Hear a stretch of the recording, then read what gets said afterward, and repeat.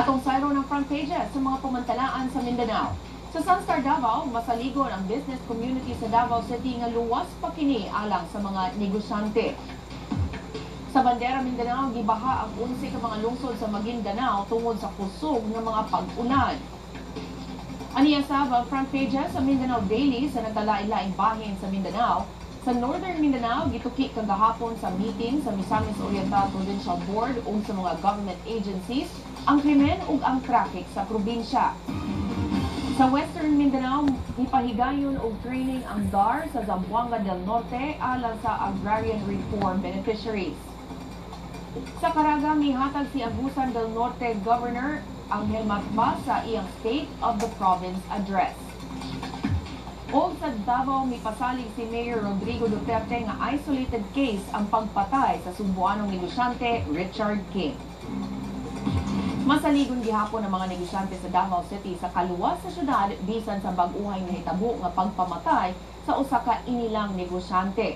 Sa iyang report, ang presidente sa Davao City Chamber of Commerce and Industries Inc., Antonio de la Cruz, miingon nga wala mahulga ang business community sa syudad sa pagpamatay samtang misalig ang mga negosyante sa katakos sa otoridad pagsiguro sa ilang kaluwasan.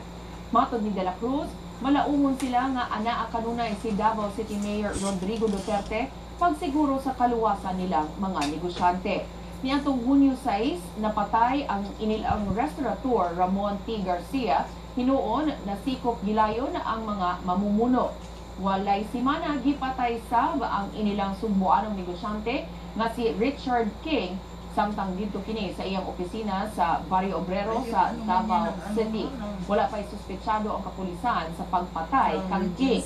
Matod sa Chief of Staff sa Police Regional Office, Senior Superintendent Camilo Cascolan, gipalakdan karon sa Special Investigation Task Group Richard King ang investigasyon hangtod na ngadto sa ubang lugar diin na ilasab ang biktima. Nakig-coordinate karon ang task group sa ilang mga counterparts sa Cebu, Iloilo ug Manila. Lakip sa gisubay sa task group ang personal grudge ug jealousy isip posibleng motibo sa pagpatay sa negosyante gawa sa anggulo nga business rivalry.